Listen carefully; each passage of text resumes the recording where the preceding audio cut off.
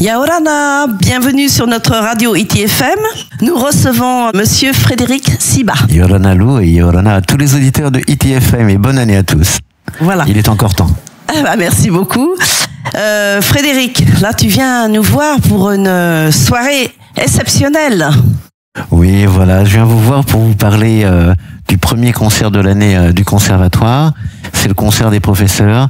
C'est un concert un petit peu exceptionnel parce que tout au long de l'année, les professeurs du Tefareu Parau travaillent avec leurs élèves, les mettent en condition pour qu'ils puissent monter sur scène, que ce soit les élèves de la section des arts traditionnels, de la section classique ou de la section des arts de la scène.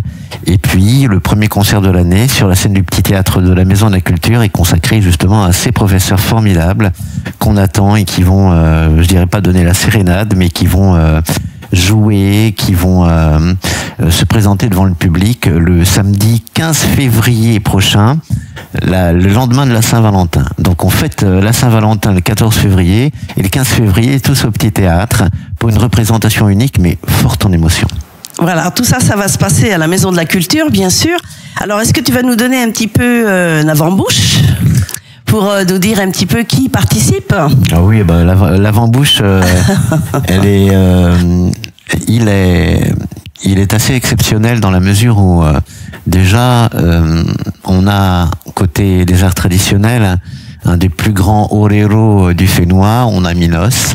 Voilà. Et quand Minos est sur scène, Minos sait emporter le public, donc je pense que c'est lui qui va commencer ce concert. Après, on a toujours dans les arts traditionnels, on a un magnifique jeune professeur de Jiménez qui va nous faire un patao, c'est Mike Tessier. Mike Tessier, c'est un petit peu, comment dire, c'est quelqu'un qui a appris auprès de Mama Yopa, notre grande professeure, mais qui, comment dire, est tellement plein d'énergie, tellement plein de vision, tellement plein d'envie que ça devait être lui aussi sur scène, et il a énormément d'humour également. En matière d'art traditionnel, on a également des artistes formidables dans l'orchestre traditionnel qu'on va un petit peu sortir de cette formation. On a Tiheni, qui est notre professeur de ukulélé, mais qui a une voix absolument formidable. On a Wilton Itae Teta'a, notre prof de guitare qui est auteur, compositeur, interprète. On a Steve Angia, notre étoile de Rapa, qui va chanter. Donc ça, si vous voulez, ils vont dévoiler une partie intime de leur rêve artistique, et on est tellement heureux de les accueillir.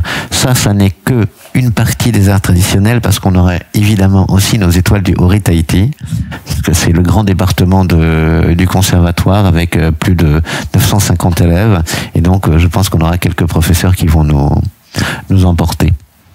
Côté art lyrique, tout le monde l'attend. Elle a remporté le prix du public du concours des voix des Outre-mer à l'Opéra de Paris. C'est Mitsuru Kato. Voilà. Mais toute lauréate qu'elle est, Mitsuru va chanter avec son professeur, le ténor polynésien Peterson Cowan. Et ils ont prévu de magnifiques duos qui vont ravir les amateurs de bel canto et de chant. Ça, c'est quelque chose à quoi on tient beaucoup, accompagné au piano par notre magnifique Isabelle de Bellex. Ça, c'est la partie de l'art lyrique, trois duos différents.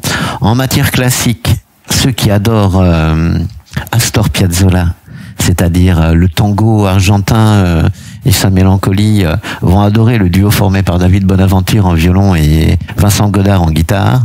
Après, nous avons deux magnifiques trios, piano, violoncelle, clarinette et piano, violon, clarinette, avec, Dotti au piano, Simon Pilar, notre professeur du Conservatoire de Paris au violoncelle, Léa à la clarinette et Amandine Clémencé au violon. Donc à ce niveau-là, c'est déjà formidable. On a Frédéric Rossoni, le maestro de l'orchestre symphonique, qui va jouer, lui, plutôt du jazz. On a Bruno de Mougeot. Alors Bruno de Mougeot, c'est, notre coach vocal, mais c'est aussi le chef du chœur des jeunes talents. Et dans cette formation-là, ces jeunes ont une voix exceptionnelle. Je vous parle pas de Natty Hay, de Lilia, de Naomi, mais c'est des jeunes qui, sont portés par une inspiration, et qui, même s'ils aiment beaucoup la pop music, ont été invités à chanter polynésien. Et donc c'est quelque chose de formidable avec Bruno, parce que il a une formation, il a appris à l'église, dans le temple, mais il y a un style qu'il adore, c'est le gospel. Et quand on entend ses enfants, ses élèves chanter le gospel, c'est quelque chose de saisissant. Tout ça, c'est pas tout. Il y a encore plein d'autres petites surprises, et c'est le concert des professeurs du conservatoire. Voilà, alors ce concert va se passer Alors c'est le samedi 15 février. Voilà, à partir de 19h. De 19h. Au Petit Théâtre de la Maison de la Culture, billetterie à la Maison de la Culture. Voilà. Parce qu'on est en coproduction avec nos partenaires. Et on les remercie d'ailleurs parce que c'est un espace qu'on aime beaucoup, le Petit Théâtre. C'est un espace qui permet les relations intimes. Voilà. L'entrée est de 2000 francs. Voilà, 2000 francs tarif unique. Voilà, vous pouvez téléphoner, on pourra peut-être donner le téléphone pour réserver. 40 544 544. Et puis surtout, ce qui est pratique, c'est qu'il y a cette billetterie en ligne qui permet aux gens d'acheter leurs billets sans se déplacer. Alors je répète, hein, ce sont des duos, des trios. Alors j'ai devant moi un homme enjoué et surtout passionné de son métier, et puis belle représentation de cette culture polynésienne. Voilà, c'est enrichissant. Alors venez nombreux à ce grand spectacle. Hein. C'est un spectacle, un concert où il y a de la joie. Hein. Oui, il y a de la joie, il y a de l'émotion. Et il y a aussi surtout le fait de découvrir des figures qui comptent sur la scène culturelle locale. C'est comment dire, c'est pas le Heiva, c'est pas le Uratapairu, mais c'est une approche culturelle profonde. Quand nos professeurs comme Minos ou comme Maïk Tessier font appel à la langue de leur père, ils le font avec une retenue, une profondeur, une émotion qui est très touchante. Et c'est ce que nous voulons également montrer, c'est que nos professeurs sont capables d'émouvoir et le public sera ému. C'est un concert tout à fait exceptionnel. Est-ce que tu vois quelque chose à rajouter, à part de venir nombreux et partager ce grand moment des professeurs? Ce qu'on voulait souhaiter également, c'était, il est encore temps, une bonne année à tous nos parents d'élèves, à tous nos élèves, à nos 2400 élèves, à tous nos partenaires également. Dire que le conservatoire est encore ouvert, il y a encore quelques places pour celles et ceux qui souhaitent s'inscrire dans les domaines de l'art lyrique, des arts traditionnels, de la danse, même du pupu himene. Notre professeur de Orero, Minos, qui a remplacé notre regretté John Mayray, commence à avoir de plus en plus d'élèves. La pratique du Orero, ça peut être quelque chose de formidable. Bon, il y a beaucoup de travail à faire. Il y a une certaine maîtrise de la langue à posséder, mais quelque part, le fait de le faire avec un artiste comme ça, c'est des moments fabuleux. Et puis, on a énormément de rendez-vous tout au long de l'année, qui nous amènera pour ce premier semestre jusqu'au Marae, où nous produirons des spectacles historiques très étonnants avec une nouvelle formule qui pourra beaucoup plaire au groupe. Mais nous avons également aussi, et ça je pense que je reviendrai vous l'annoncer, le concert du Grand Orchestre Symphonique en mai, avec quelque chose qui n'a jamais été fait sur le territoire. Donc c'est un concert classique cette année, mais il y a une guitare électrique qui va tomber du ciel et qui va nous interpréter les 4 saisons de Vivaldi à la guitare électrique et avec l'orchestre symphonique.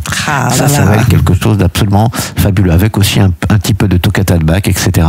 Et puis on a quand même au conservatoire, pour finir, 8 formations orchestrales. Le prochain concert, par exemple, au Petit Théâtre, ce sera le Big Band de Jazz. On a les formations d'ensemble pour les juniors, petit orchestre à cordes, petite harmonie, grande harmonie, etc. Moi, je voudrais féliciter aussi tous nos professeurs, tous nos enseignants de toutes les sections pour l'incroyable travail qu'ils font. Et aussi remercier nos partenaires institutionnels, le ministère de l'Éducation et de la Culture, qui nous font confiance. Et ça nous fait du bien parce que la mission d'enseigner à nos enfants, c'est une mission sacrée. Alors c'est sans fin, bien sûr. Tu reviendras pour nous expliquer, nous raconter tout ça, c'est passionnant. Voilà, dans l'avenir, il y a 25 événements. Voilà, 25 événements et encore... Pour l'année 2025, voilà, c'est quand même 25, quelque chose. 25 et 25, je crois que ça serait une belle année pour le conservatoire. Mais bon, on le fait essentiellement aussi pour nos enfants parce que l'apprentissage de la scène, pour eux, c'est la découverte de leur possibilité de vivre véritablement leur culture. Et quand vous voyez des petits-enfants de l'âge de 4 ans évoluer à Tohata avec leurs grands frères et leurs grandes sœurs devant plus de 4000 personnes, et quand vous voyez 1000 de ses élèves évoluer tous en même temps pour les salutations protocolaires, ça vous fait quand même quelque chose et ça nous fait dire que finalement, la culture, elle joue bien son rôle. C'est-à-dire enraciner nos élèves dans leur culture et au-delà, leur permettre de... Une racine. Voilà, de retrouver leur racine. De leur racine. Voilà, bravo Frédéric, c'est passionnant. L'émission touche à sa fin. Voilà, restez bien à l'écoute de ITFM. Nana. Nana. Vous pouvez nous réécouter sur la chaîne YouTube et la page Facebook ITFM Tahiti. Et merci d'être avec nous sur ITFM.